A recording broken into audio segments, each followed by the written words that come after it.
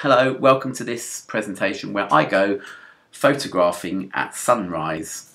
Okay, I took two cameras with me. I took my Olympus XZ-1 and E500 cameras with me. The idea being to compare both of these, they're both Olympus cameras, and to, I suppose, see which is the best. Also, along the way, my aim is really to teach.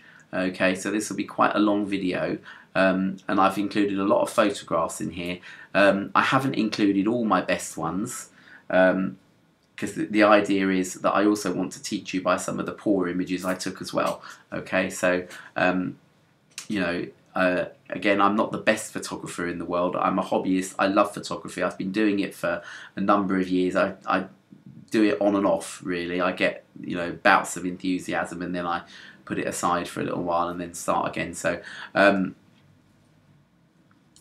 so I hope that you'll sort of accept this video in the spirit that it's actually given in, really. Okay, so word about the equipment that I chose.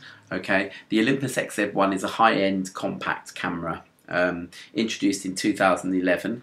It had 10 megapixels on a slightly larger sensor than is included with most compact cameras, even high-end ones.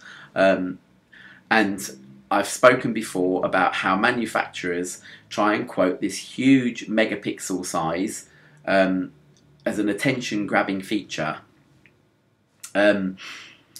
which to my mind is more of a gimmick and to, you know, make last year's model appear out of date, so that, you know, some people feel the urge to upgrade to the next camera that's got more megapixels on it. But crowding megapixels onto a sensor is not always a very good idea, because they overcrowd each other. They block out each other's light. If you imagine, you know, battery hens, you know, cooped up in a pen, and they're all sort of struggling to breathe and stand up. That's a bit like megapixels on a sensor, really. If you include too many, you can actually get poorer quality images that have got a lot of noise in them, which is that horrible sort of speckles that that sometimes appear in your photographs, especially if you're taking them in indoor light. Okay, it's got a 28 to 112 millimeter zoom. That's in the 35 millimeter format because that's the effect that it gives. Depending on the size of the sensor, that will affect the numbers on the zoom lens, which is why cameras quote them in 35 millimeter format, which is gives them all the same standard. Okay. For example, 28 millimeters on the XZ-1, the lens is actually, you know, to give a 28 millimeter, 35 millimeter film effect, as it were, the lens is actually 6 millimeters. Okay, on the E500, it's actually 14 millimeters because the E500's got a much larger sensor in it. So there. It's the first time that Olympus have put a Zuiko lens on their on a compact camera. The Zuiko lenses are their high-end lenses, which have in the past been reserved for their DSLRs and their pen series, which are like a DSLR, but they've taken the mirror and the optical viewfinder out and made the whole thing smaller. Okay, but they still use those Zuiko lenses on there. Then there's a whole load of numbers, which I'll talk about in a second. Yeah, it's got a built-in zoom lens, as it were. You can't change the lens over. Okay, the E500 was introduced in 2005. It was their middle-of-the-range digital SLR camera. And SLR stands for single lens reflex, and that means that you have to look through an optical viewfinder, i.e. a piece of glass, which is sort of, there's a mirror system inside it, so that reflects what's coming through the lens and then sort of does a bit of jiggery-pokery, and then what you see in the optical viewfinder is what the camera is seeing. Okay, it's a very good way of taking photographs for a number of reasons.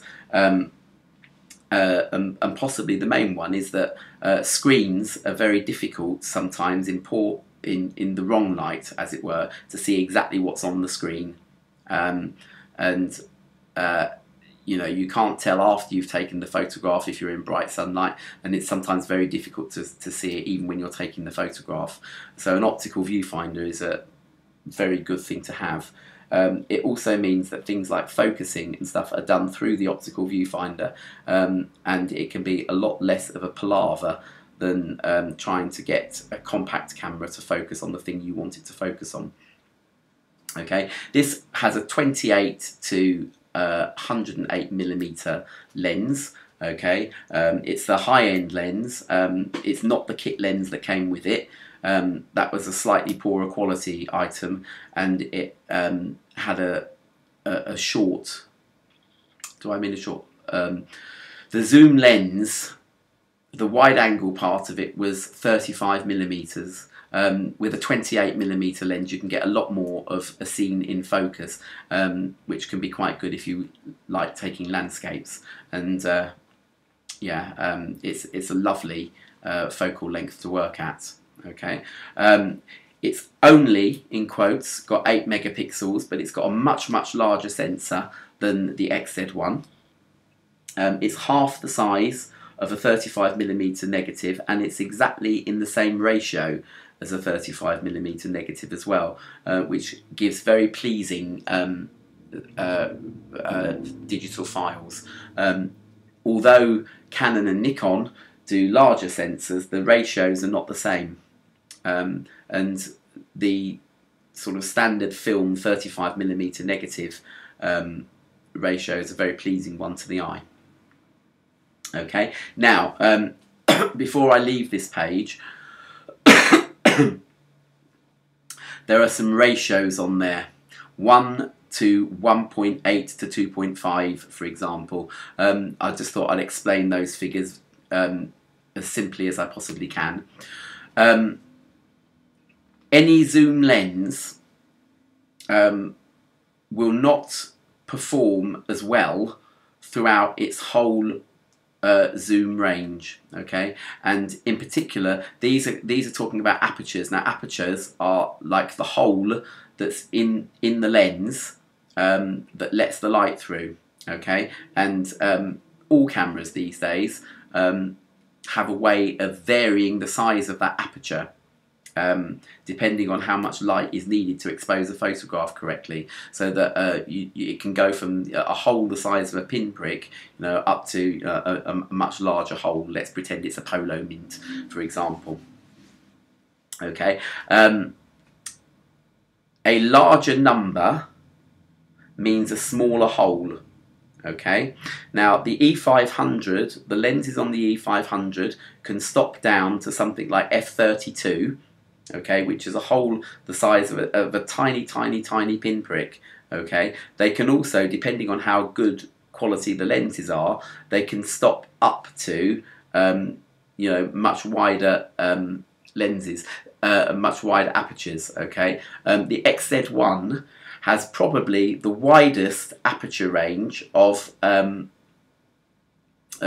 any compact camera that I've ever seen, apart from the XZ-2. And what those figures mean then is that at 1.8, at f1.8, at its most wide angle, okay, it will give you an aperture of f1.8. If you zoom the lens in all the way, then its widest aperture point is 2.5, f2.5, okay, which is a very respectable figure. Okay, likewise, it's a very respectable figure on the E500's Zuiko lens, which I sort of changed it for. I changed the kit lens. Again, the kit lens doesn't have such wide apertures when the camera's at wide angle. Okay, and so you've got a 2.8, f2.8 to f3.5 on the DSLR. Okay, so when the aperture is wide open and the the lens is zoomed all the way out, you've got f2.8. When you zoom it in, you've got f3.5 with the aperture on its maximum. And that's why you get some people, when they're filming videos on YouTube, they complain when they zoom in that the picture's getting darker. It's because you know, the camera's having to compromise and it's having to adjust the aperture, okay, as you zoom in, because it can't keep such a wide aperture and let so much light in when you zoom in, which is why in the dark it quite often helps if you know, to get a much better exposed picture if you don't zoom in. Okay, I'll stop talking now about that. I had a cheapest tripod from Jessop's, which I got again many years ago as a present, and I needed a sunrise. And if I'm sounding burbly and incoherent, it's because I got up at 20 to 4 to get down to the beach by 25 past 4. Okay, sunrise was predicted today to be at about 4 to 5. But yeah, as I say, I was down at the beach well in time for that. Okay, so some terminology I use. I've talked a lot about apertures and shutter speeds. I've told you what an aperture is, but the shutter speed and aperture need to be adjusted together in order to take a photograph. If you've got, by and large, if you've got a wide aperture, you don't need a very fast shutter speed, because the aperture is letting in enough light. Okay, if you have a small aperture, then you do need to have a fairly fast shutter speed in order for everything to stay sharp. Okay, and in lower light, you're not going to get a very fast shutter speed if you use a smaller aperture. So that's where a tripod or something steady to rest the camera on becomes necessary, because otherwise the picture will basically reflect the fact that you're shaking the camera around, and you know, everybody, even people with the steadiest hand, you know, will wobble the camera around, especially a small one like the XZ-1 that hasn't got a hand grip to hold it onto steadily. So, you know, that's worth considering. Okay.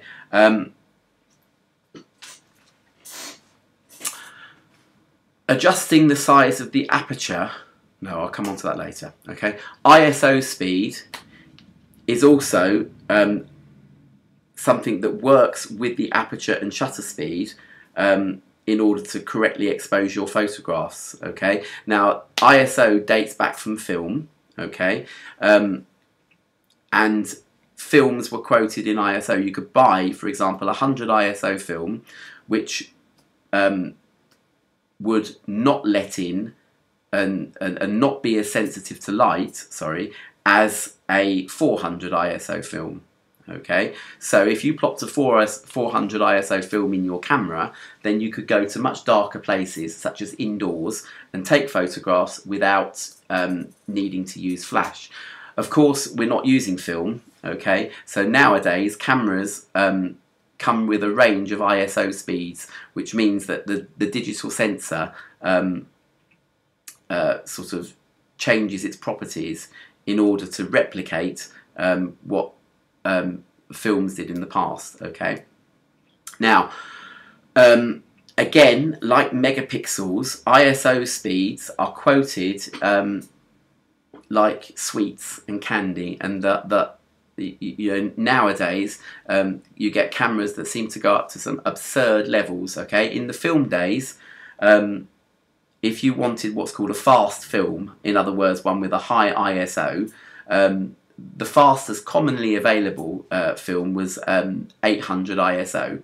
If you could get higher ISOs, such as 1600, but you'd have to probably go to a sort of specialised camera shop to get that, whereas you could, you know, nip into your local chemist and buy an 800 ISO film.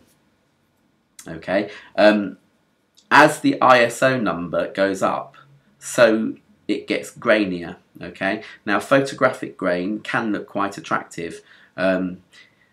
It's not particularly attractive on 1600 ISO film, but certainly it's the equivalent is digital noise, and that as you push the ISO up, you get sort of grainier, noisier photographs which have all these horrible speckles on them, which just look, you know, absolutely dreadful. Okay, which is why I say that, you know, the ranges that are quoted in certain cameras it just goes to absolutely absurd levels. My XZ-1 can do ISO 6400, and that is not the highest ISO on the market by any long shot. They go up to something like 25,000, some cameras can, and that's, you know, to me, do I mean 25,000? Yeah, probably, you know, and that to me is just absurdly ridiculous. You know, certainly most digital cameras that are aimed at you and I tend to start showing a lot of noise once you go much beyond ISO 800. Okay, so take the ISO speed with a pinch of salt, really. You know, and you know, only in really desperate circumstances, you know, you're in a nightclub or something like that, you know, should you ever need to push it above 800. For all this photography, I didn't go above 200, and most of it I did on ISO 100, and I did both cameras on the same, so that I could compare and contrast shots. Aperture priority is what I set my camera at, and on the camera dial that will show either as an A or AV. Okay, the V standing for value, aperture value. Okay. And that means that that I choose the aperture and the ISO, and the camera will set a shutter speed to go with that aperture. Okay. The other way around is shutter priority, which is sometimes called TV on dials, and that stands for timer value. Okay. The camera chooses the aperture and ISO speed. The camera chooses the aperture depending on the ISO and the shutter speed that you have set. Okay. Depth of field depends on aperture. Now, depth of field just means how much of the picture is in focus and how much of it is blurred. At a small aperture, such as f8, for example, you will have quite a lot of the picture in focus. At a wider aperture, you'll have a narrower plane of the picture that's in focus, and you'll have some blurring. And depending on the kind of photographs you're taking, a portrait for example, you might just want to have a wide aperture so that you can blur out anything unnecessary in the background, whereas with you know, landscape photography, it's quite useful to be able to have a low ISO speed so that you've got no noise or grain at all. As I say, I set mine on 100, which is the lowest that both these cameras can go. I've lost my train of thought now. And also, sorry, a small aperture so that you've got a lot of your picture sharp and in focus. Okay, now this is made more complicated again by sensor sizes. Okay, f5.6, which is what I did most of my shooting at today, on my E500 DSLR, because it's got a large sensor, that is considered to be quite a large aperture. In other words, it will have less in focus than f5.6 on my XZ-1, which has a smaller sensor. For that reason, it's actually quite difficult to blur backgrounds on a compact camera, but much easier to get sharp images that are sharp all the way through, because you can set because as I say, f5.6 is a small aperture on a compact camera. On a DSLR with a larger sensor, that's actually quite a big aperture. Okay. The smallest aperture then that the XZ-1 can go down to is f8. Okay. On my E500, the smallest I think is f32, and you know, again, there's probably not that much difference in actual depth of field. In other words, what you perceive to be in focus and what you perceive to be blurred between the two of them. But there you go. It's, you know, it's a pretty complicated thing. Autofocus. Cameras will autofocus. All of them will do that these days. But it's worth remembering that it will try and choose the part of the picture that it thinks you want to have in focus, and that might not be the bit that you actually want to have in focus. Okay, so it's good to be able to choose. Now, the E500 doesn't have the best focusing system in its class, even at the time. It has a 3-point autofocus, but it's very, very easy to use. It's not very fast. Okay, cameras are at the time, you know, had 7-point autofocuses or 9-point autofocuses,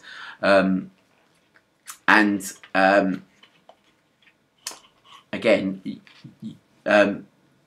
it's very easy to choose the focal point that you want to have. All you do is aim the camera at the thing that you want to be in focus in your picture. Then you half press the shutter, and you'll hear a bleep as and you'll see in your picture, in your viewfinder, the point that's in focus.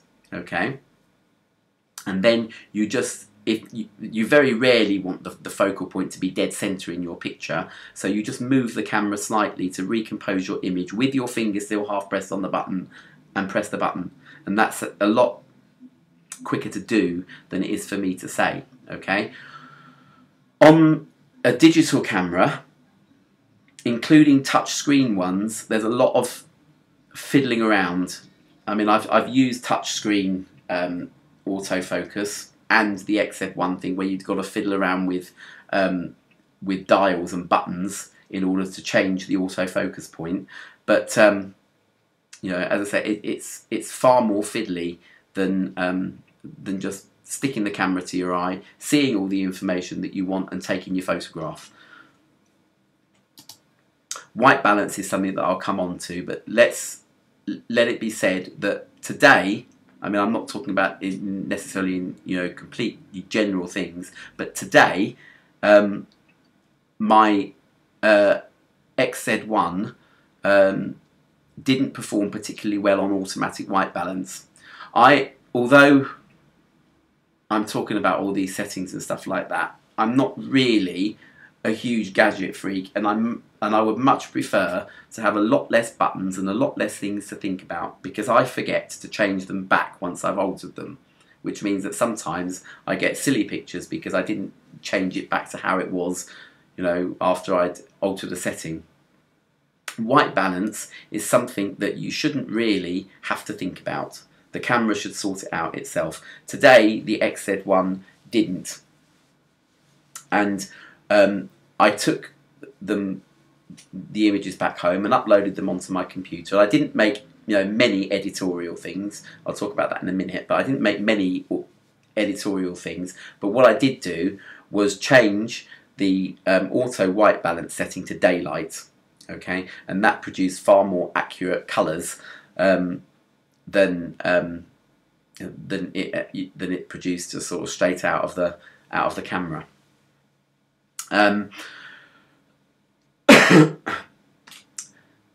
I very rarely have ever had to change the white balance on, certainly on outdoor pictures, on the E500.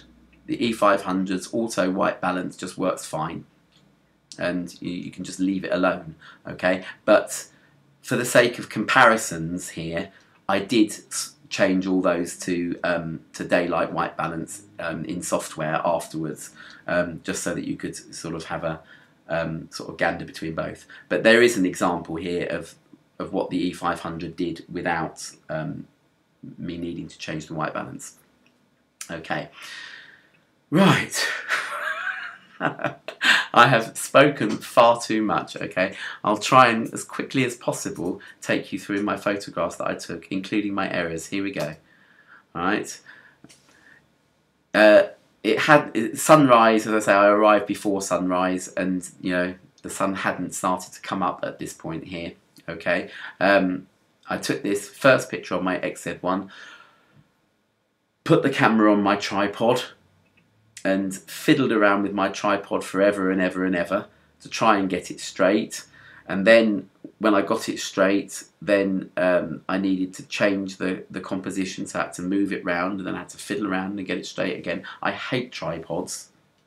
I've got one because sometimes they're absolutely necessary in a situation like this, for example. But you've got, you know, pebbles and sand that you can sink in, and it's all on different levels and that sort of thing. So one of the other editorial decisions I made was to straighten all the horizons before I showed them to you. Okay, and whilst I talk about that, the only other thing that I did was press the magic wand button in Aperture, Apple's Aperture software. Okay, because I use JPEGs because they're far more convenient than RAW files, and all JPEGs, whether you take them on an iPhone or whether you take them on a Canon 1D or something, you know, 1D Mark 3 billion or whatever they're on now, they all JPEGs need to have that tiny little magic wand adjustment to them. It's just a technical thing, okay? It's what they need, okay? In hi-fi terms, it's the equivalent of having to you know, adjust the EQ when you're mastering a record, you know, and then changing it back again at the end. It's just a technical thing, and it doesn't mean that it's bad. It's just something you have to do, okay? And loads of people don't, you know. Plus, you know, it's amazing. You know, loads of people, you know, go through their cameras and they don't even bother to change the file name to reflect what the actually in the picture. So you just get these huge long numbers, you know, and really, you know, I think that people should, you know, A, name their files, and B, press that magic wand button. It takes a split second, okay? As I say, I set my ISO to 100 for most of these photographs. F5.6, which is a narrow aperture on the XZ-1, and it's needed a shutter speed of 0.5 of a second, which is a very slow shutter speed, okay? And I think that's a very pleasing image, really. You know, it's not the most inspiring image, but it's a nice image. I like it. Okay, being a vegetarian, I find that you know, certain things are hard to stomach, and you know, nothing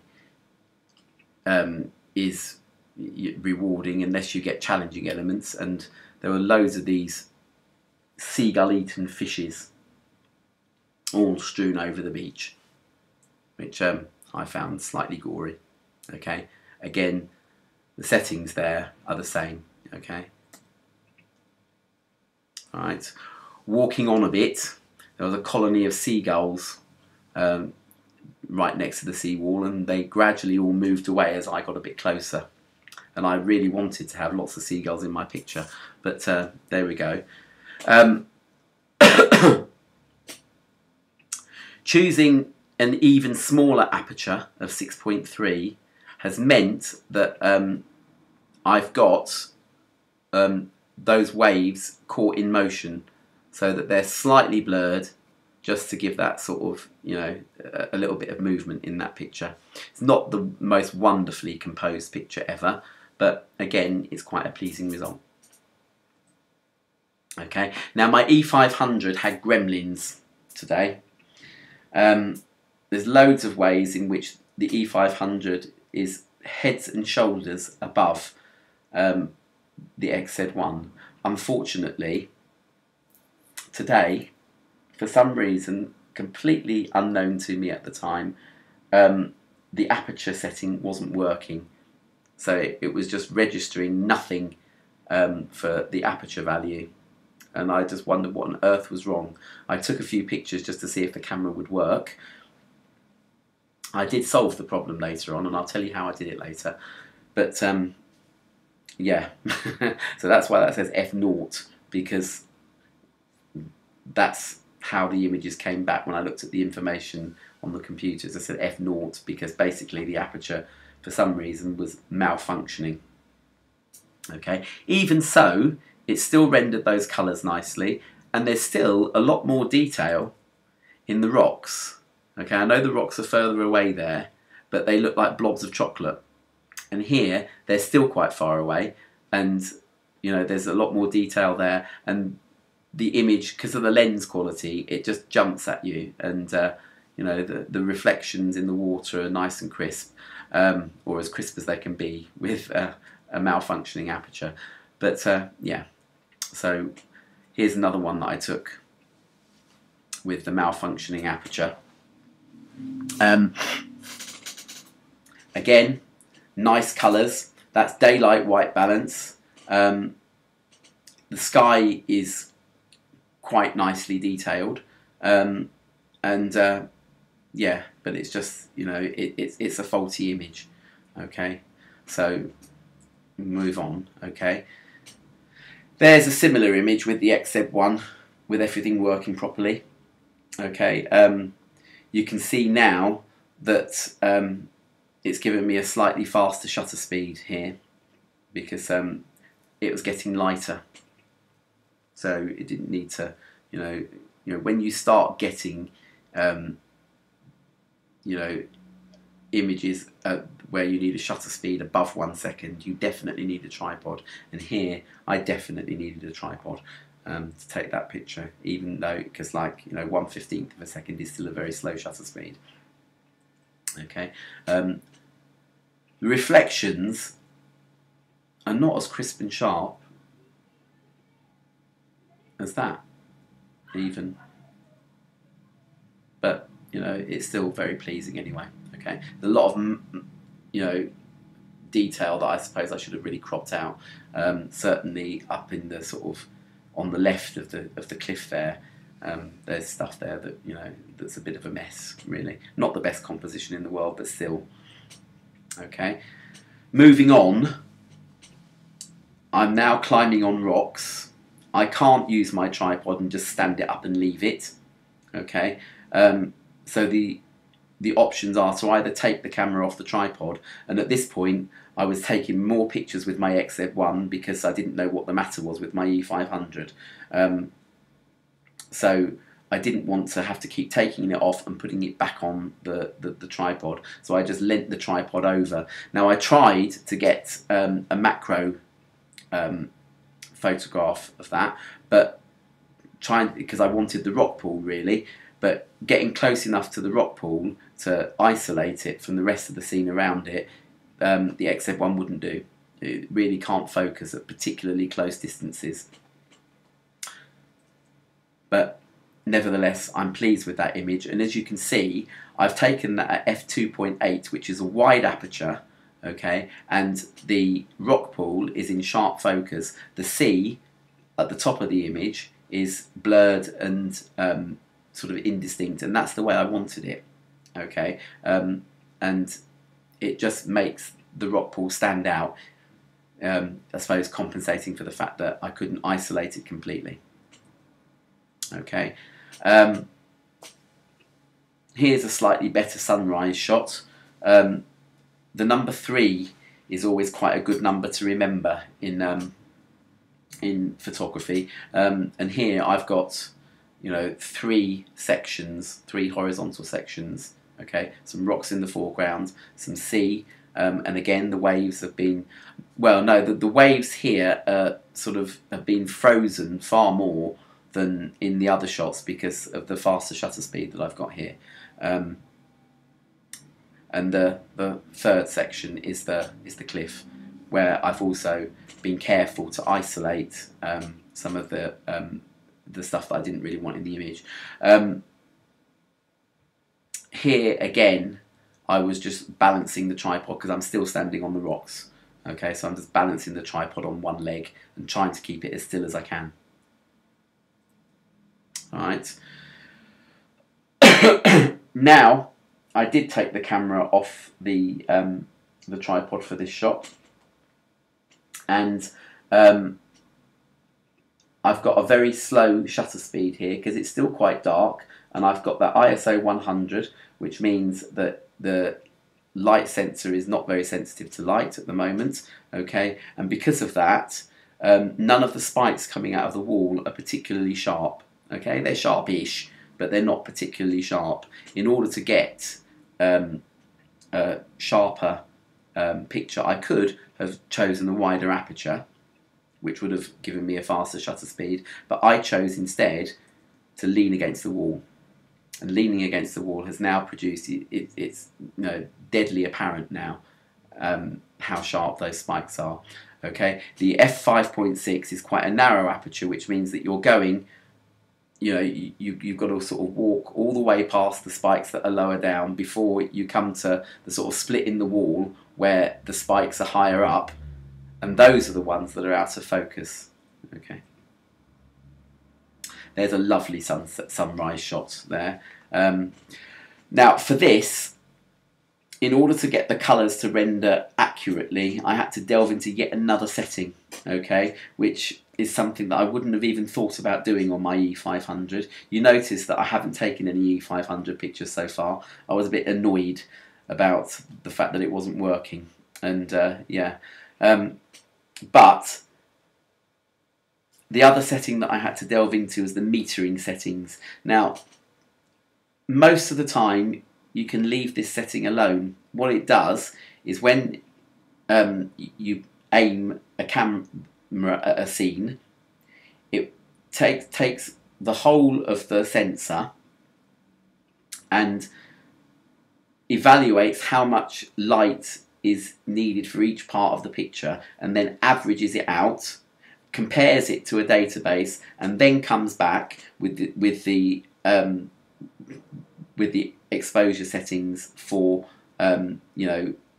similar scenes that it has in its database. Okay, so here it would have given me a shutter speed to go with whatever's in its database. If you don't want it to do that, because sometimes that's wrong, okay, as in this very high contrast picture here, you can choose other settings. There are two other settings. One's called center weighted and one's called spot metering. Okay, spot metering I've never used before. It's very tricky to do. Center weighted metering is how the old manual film SLRs used to work. And basically, the center part of the frame, there's like a little circle there, and that's the bit that measures the light. Okay, whereas in the the ordinary everyday sort of pattern metering, it takes the whole screen. This just takes the center part of it. Okay, which here has given the sea a lovely sort of nice color, and I'm really pleased with that shot. Okay, I don't think I could have got the same thing. In fact, I know I couldn't, because looking back here, you can see that the colours are slightly washed out. Okay,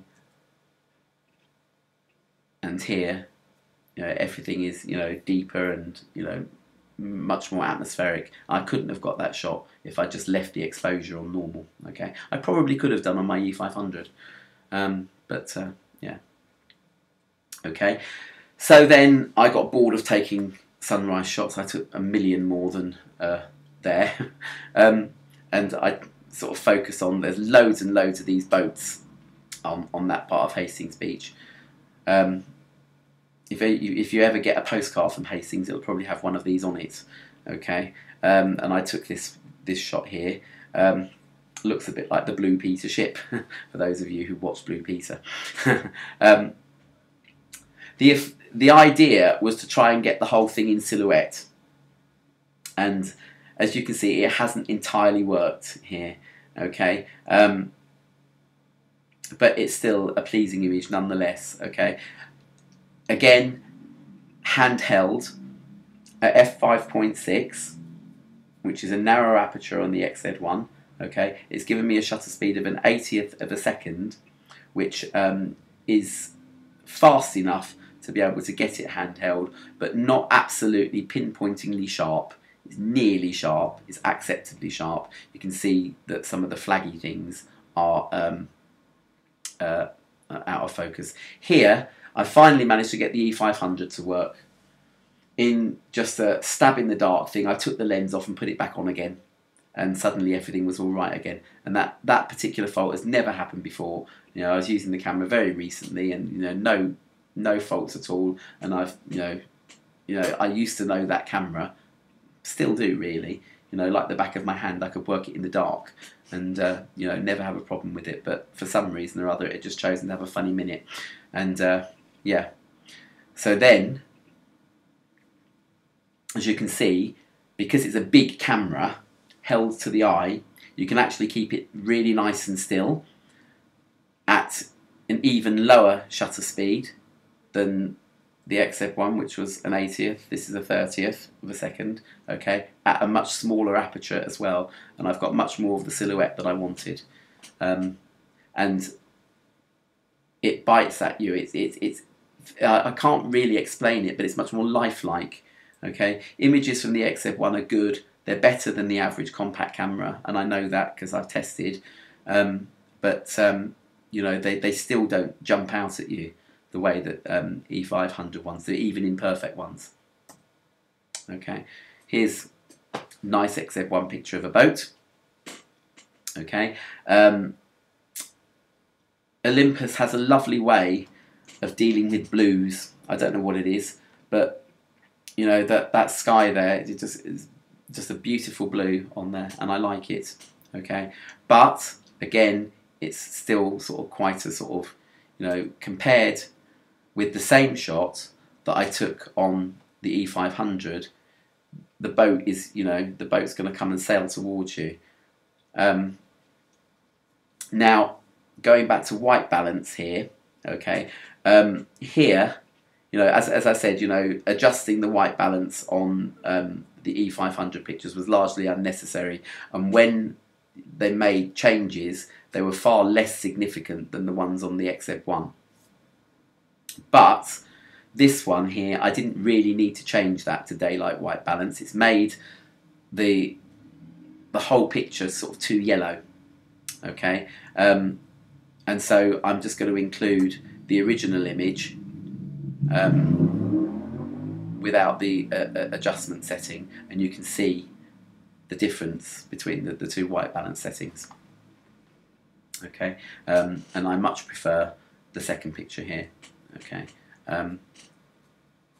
we're back to that nice blue sky again. Okay, and here again, lovely blue sea.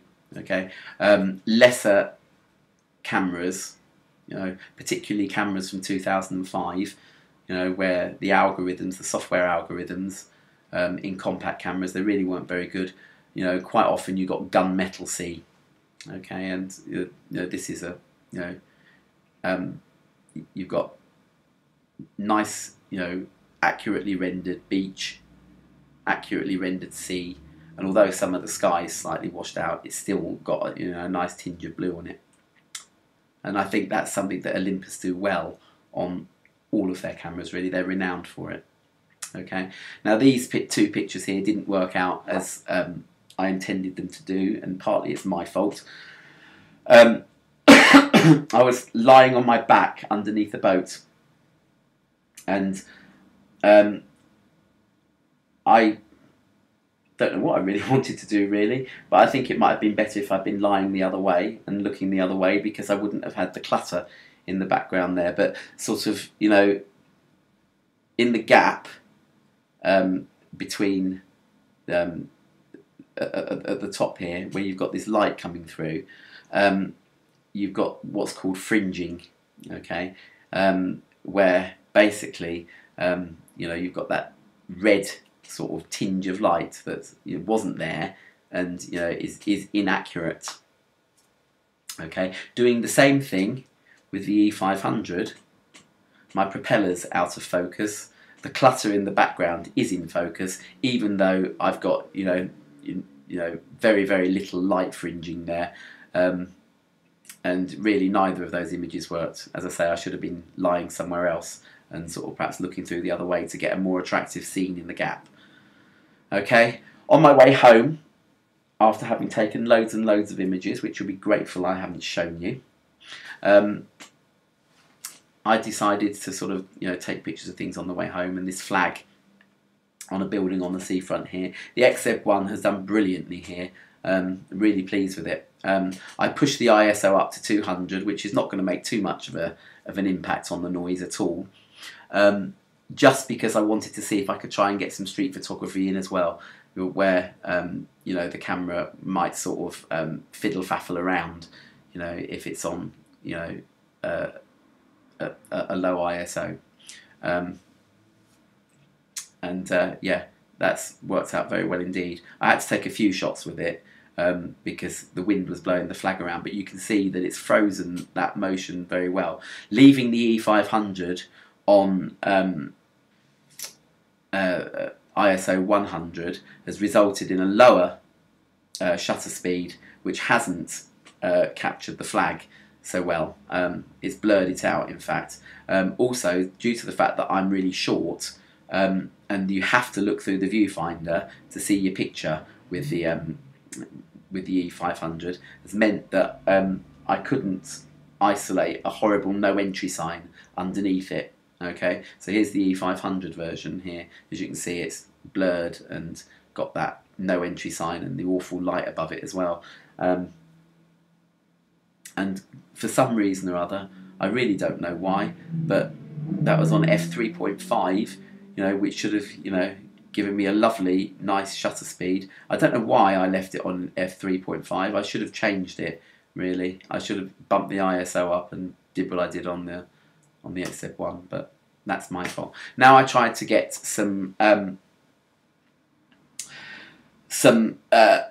pictures where the perspective had been flattened to sort of try and, you know, most of the time you get a nice 3D effect with photographs, and this shows you really how with compact cameras with their small sensors, even wide apertures can't sort of give you a flat depth of field. Okay, here, having the camera on the widest aperture and zoomed in all the way to its full 112mm, 35mm equivalent length, still hasn't flattened that perspective. On the E500, it's done a much better job of it. Okay, it doesn't zoom in quite as much as the XZ-1, so you've got more of the scene in focus. So you've got no cricketer there, and you have here. Okay, and I'm standing in the same spot to take that photograph. Also, the colours here are far more accurate, even with the daylight white balance on. And the BHS building is falling over here. There's lens distortion, which goes to show that actually having the camera, this is the E500 on the widest aperture it'll go with that, you know, really top-notch zoom lens. Okay, this is a lesser lens, and you know it's distorted. Okay, I tried again with another scene. Okay, this one, because to the eye it looked relatively flat anyway, it's been slightly easier for the XZ-1 to give a slightly flatter perspective. Still hasn't quite worked, okay, at f2.5. Now, in between taking this shot and the comparison with this one, I took some other shots on my E500, and as I say, you've got to remember to change the settings, and here I forgot to change the aperture. Okay, flat perspective needs the widest aperture you can have, zoomed in all the way. Okay, but even with an ISO of 5.6, which with a larger sensor is a smaller aperture than 5.6 on the XZ-1, you've still got a much flatter perspective, and it's worked really well, I think, in that picture.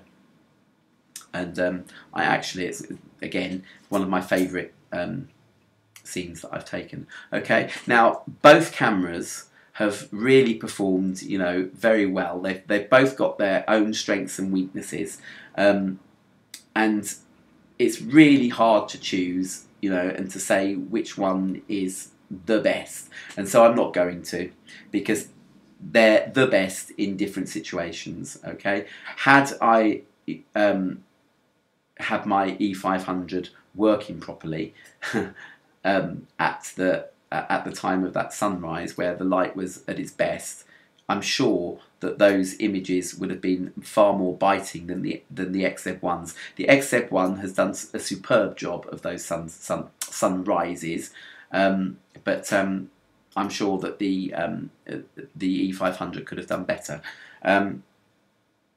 So here we go then. The XZ1, very easy to carry. Okay, so you know the cameras are decent in, you know, are brilliant, but in different situations. Okay, there are times, you know, if you're out all day or you're going somewhere, you know, like a night out or something like that, you don't want to lug a DSLR around with you. And the XZ1 is brilliant just to carry around with you and just to have there all the time. The battery lasts for a reasonable amount of time as well, although I did manage to exhaust the battery today. Okay, its image quality is really very good, and as I've said there, you know, just because a compact camera has got higher megapixels than the only 10 megapixels of the XZ1 doesn't necessarily mean that it's going to necessarily take better images. In fact, it's the other way around. Okay, its manual adjustments are useful. Okay, I've used other digital compacts that supposedly have manual adjustments. They're even more fiddly to get to sometimes because you have to delve through menus in order to get to them. And then when you do, you might find that you've only got a choice of 2 apertures to choose from, or something like that, which makes you might as well just leave the camera. In fact, this is the first compact camera that I've ever really even entertained the idea of using it on manual mode, because you know, it's actually useful to do it. Okay, other ones, you know, all the other buttons are a gimmick. Just stick it on intelligent auto. Okay, although then when you stick it on intelligent auto, you're relying on the camera to do all the things like focusing on the bit that you perhaps don't want it to focus on, you know, perhaps taking a wrong meter reading and that sort of thing, you know, and it's far better to have those manual adjustments because you can then make the decisions about the photograph. Okay.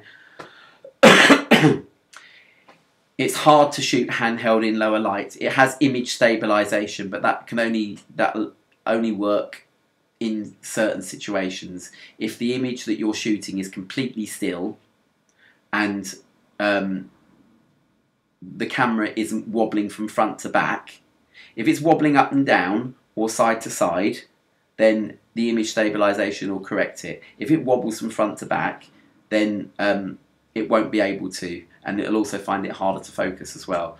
And yeah, you know, from my seawall pictures, as you can see, I had to, you know, brace the camera against the wall in order to get a nice sharp picture.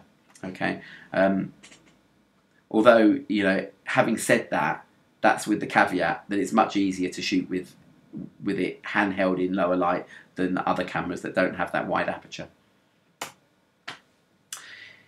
Images are lovely, but compared with a DSLR, you know, I'm looking at pictures on my wall now, and you know, it's blatantly obvious that the images that have been shot with a compact camera compared to either a film DSLR or a digital DSLR, you know, faces and things really jump out at you on a DSLR, and they don't. And, you know, they're soft and fuzzy compared with a DSLR. Okay, focusing is easy, but it can be slightly fiddly. Especially if you're having to stoop down or something like that, it's easy to twiddle a dial when in fact you really meant to press it and all that sort of thing. So, but you know, that's something that you'll get used to, I think. Lens distortion and fringing is something that you'll never be able to change about it. Okay, so it's probably not the best camera to choose if you want to photograph buildings. You know, if you're serious about architectural photography, get yourself a DSLR with you know, a decent wide-angle lens that will sort of render those sides straight. Okay, E500s, much easier to shoot handheld because it's big. You have to hold it to your eye, which is giving you a bit more stability anyway. And yeah, so you can actually get slower shutter speeds on there and still have it and still have a relatively sharp image.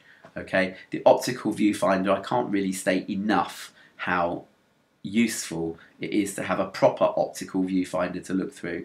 Electronic viewfinders just don't do the job. There are, you know, like versions of a digital screen, but you have to look through a viewfinder to do, and it's like watching something on telly. It's not quite the same as looking through a piece of glass and, you know, seeing that image in front of you. And you know, you've got all those settings there in the viewfinder, and you can you don't ever have to take your eye away from the image in order to make any adjustments that you need. You know, even, you know, things like changing the aperture and stuff like that, you can just do with the camera at your eye and your thumb on the thumb wheel. Image quality is superb, even though it's an 8 megapixel camera.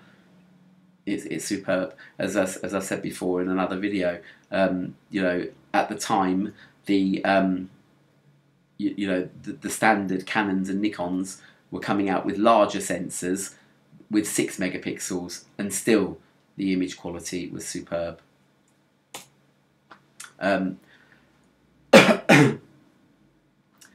Because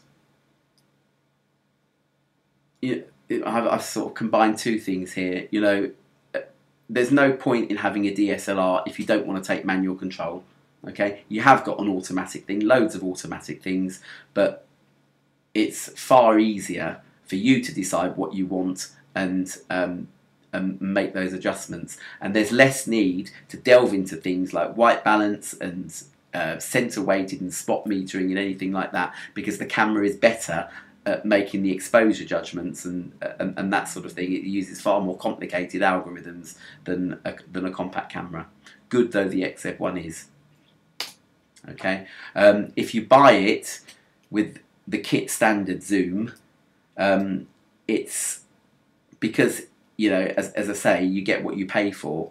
You know, you're basically being given a lens free, and it's nowhere near the quality of the lens that I bought and had to, you know, shell out at the time. I was richer, as I say, and you know, but it makes it more expensive to get, you know, really top-notch images. Okay, focusing, as I say, is not the best in its class. Talked about that, and, you know, more chance of operator error. In other words, stupid things like forgetting to put your settings back to the way they were and that sort of thing. But that's probably the same on the XZ-1. But, you know, I suppose I include that as a caveat for everybody. So I bet that's taken about an hour to do that. Thank you very much for watching, and I do hope you got this far, and I hope I've taught you something. Okay? Bye-bye.